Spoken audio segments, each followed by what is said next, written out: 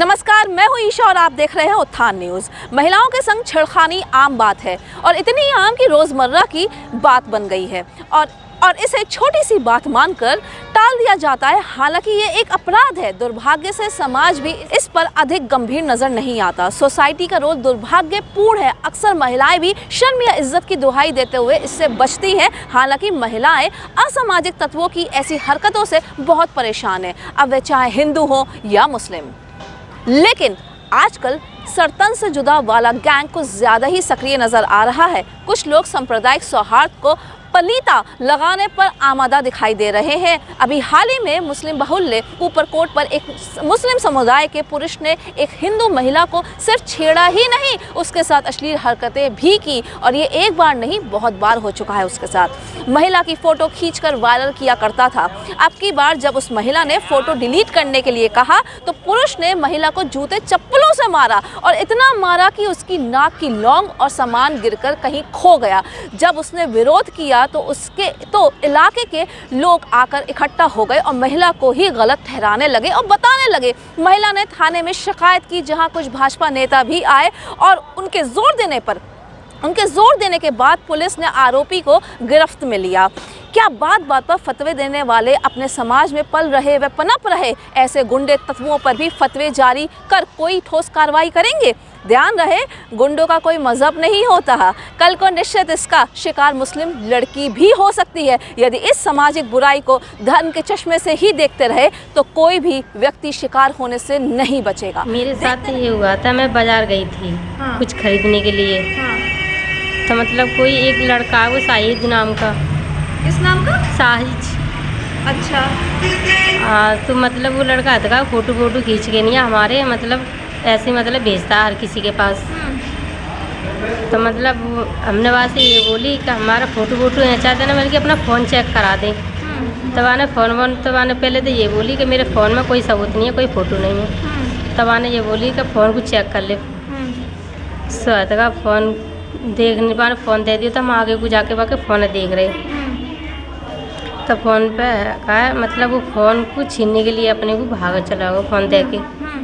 तो फ़ोन न दियो बात पहले तो वहाँ हमारी चप्पल जूतन से मार पिटाई करी, वहाँ मारी हम पे। अच्छा, तो उसके बाद क्या किया?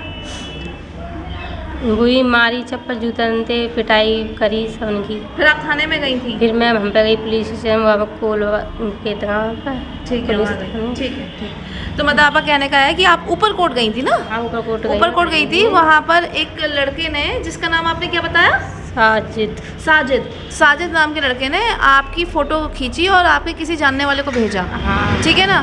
तो आपने जब इसका विरोध किया तो उसने अपने जूते चप्पलों से मारा। हाँ। अच्छा, और उसके बाद जो है आपने थाने में शिकायत की। हाँ। तो ये पहले भी हो चुका है या अभी हुआ है? नहीं, अभी हुआ है। वो पहले से सारीबाजी करता था मगर हम जाते नहीं थे उसकी दुकान पर। तब उस दिन हम गए भी पूछने के लिए, तो मतलब ऐसे वाले फिर मारपीट कर दी।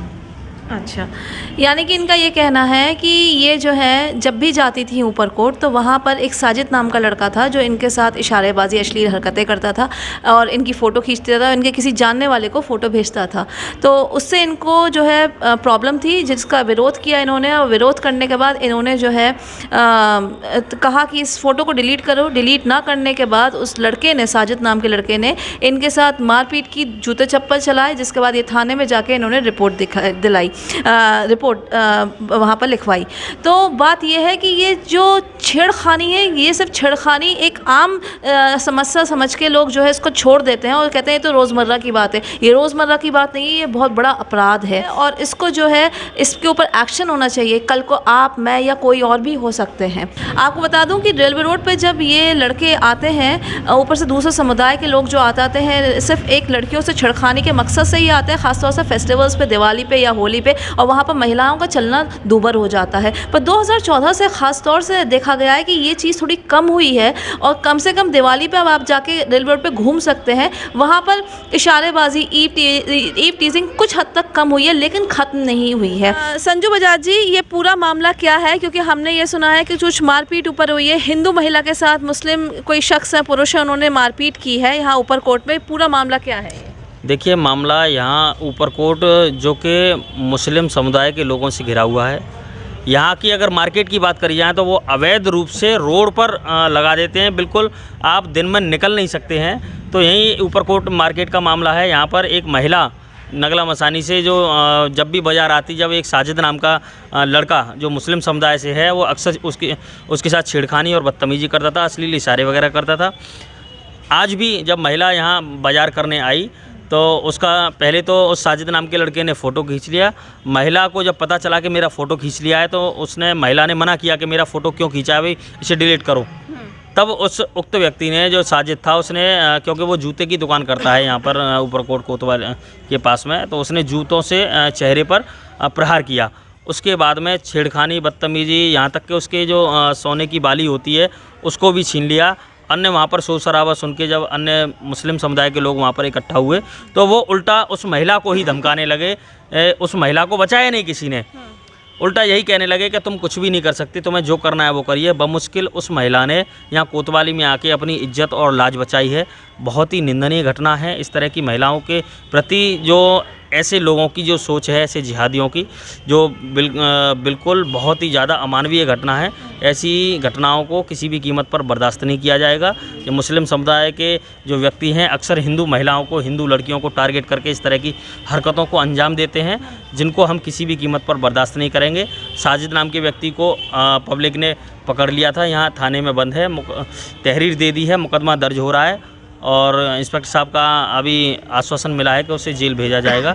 मैं तो केवल यही कहूँगा कि ऐसे व्यक्ति पर कठोर से कठोर कार्रवाई होनी चाहिए। जिसके बाद एक वीडियो वायरल हो रही है जिसमें कि पुलिसकर्मियों और बीजेपी संजू बजाज की तीखी नोकझोंक हो रही है। हम आपको बता दें कि इसके चलते संजू बजाज के ऊपर पुलिस के साथ अभद्रता को लेकर मुकदमा दर्ज किया गया है। जब हमने पुलिस प्रशासन से बात करनी चाही तो वो इस मामले में बचते नजर आए। वहीं जब हमने संजू बजाज जी से पूछा कि पूरा मामला क्या है तो उन्होंने क्या कहा, आइए जानते हैं। नमस्कार, मैं हूं ईशा और आप देख रहे हैं उत्थान न्यूज़। और जैसे कि एक वीडियो वायरल हो रही है, संजू बजाज जी इस वक्त हमारे साथ है, इन्हीं की वीडियो वायरल हो रही है कि पुलिस कर्मियों के साथ कुछ हॉट टॉक्स हो रही है। पूरी क्या है मामला पूरा, ये तो संजू बजाज जी खुद बताएंगे। तो सर, हम आपसे जानना चाहते हैं पूरा मामला क्या है। देखिए, मामला सबके संज्ञान में है। अभी 2 दिन पूर्व ऊपरकोट पर जो घटना हुई थी, एक दलित महिला के साथ में ऊपरकोट पे कुछ मुस्लिम लड़कों के द्वारा कमेंटबाजी की गई, फ़ोटो खींचा गया, उसको मारा गया, छेड़खानी की गई। जिसकी सूचना मुझे मिली तो मैं स्वयं कोतवाली जाके मैंने मुकदमा पंजीकृत उसमें कराया था। उस पीड़ित के साथ में जाकर मुकदमा पंजीकृत कराने के बाद में, उसके बाद जब मैं दूसरे दिन कल वहाँ पर गया उसके बयान कराने के लिए, खुद सीईओ के जो स्टेनो हैं उनका मुझे फ़ोन आया कि उनके बयान आप करा दीजिए। तो मैं उनको लेकर जब वहाँ बयान कराने गया, बयान करा के निकल रहा था तो वहाँ पर हमारे भाजपा के मंडल के मंत्री और पार्षद सूरज माहौर थे।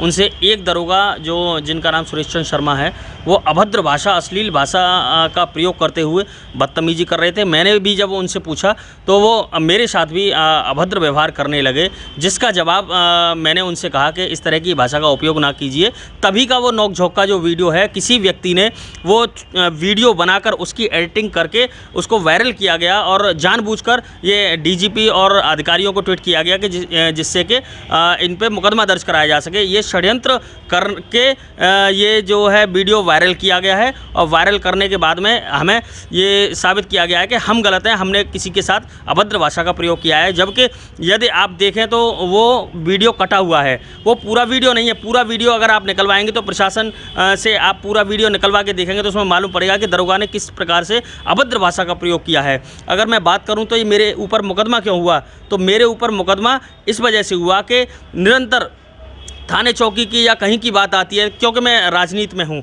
समाज सेवा करता हूँ और हिंदुत्व की जो छाप लगी हुई है मुझ पर, हिंदुत्व का काम देखता हूँ। कहीं भी हिंदू मुस्लिम का मामला होता है तो उनका पीड़ितों के साथ जाके, थाने चौकी जाके उनका पीड़ितों के साथ में जाके उनका तहरीर दिलवाना या फिर उनकी बात रखना, लोकतंत्र में सबको अपना अधिकार है अपनी बात कहने का, वो मैं दमदारी से उनकी बात रखता हूँ। इसलिए कहीं ना कहीं प्रशासन को संजू बजाज नाम जो है चुभता है।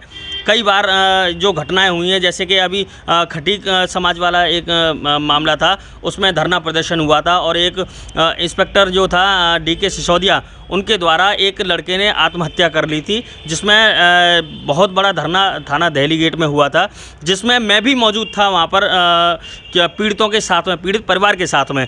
और अन्य ऐसी घटनाएं हुई हैं देहली गेट, कोतवाली, शासनी गेट, ये जितने भी दलित मोहल्ले हैं यहाँ पर नशे का कारोबार, कुट्टू, गांजा और अन्य जो इंजेक्शन हैं नशे के, इन सब का अवैध कारोबार धड़ल्ले से चल रहा है, जिसकी शिकायत मैंने कई बार अधिकारियों से की है, जिस पर कोई ध्यान नहीं जा रहा। पता नहीं इनकी सहसी चल रहा है या क्या है। इसलिए ये लगातार मुझ पर सूचना भी आ रही थी कि प्रशासन कहीं ना कहीं संजू बजाज को घेरना चाहता है, उसके ऊपर मुकदमा लगाना चाहता है, उसकी हिस्ट्री शीट खोलना चाहता है, जबकि सबको पता है कि मुकदमे जो मुझ पर लगे हैं, जितने भी लगे हैं, ये राजनीतिक लगे हैं, आंदोलन के लगे हैं। कोई मैं क्रिमिनल नहीं हूँ जो मेरे ऊपर मुकदमे लगे हैं।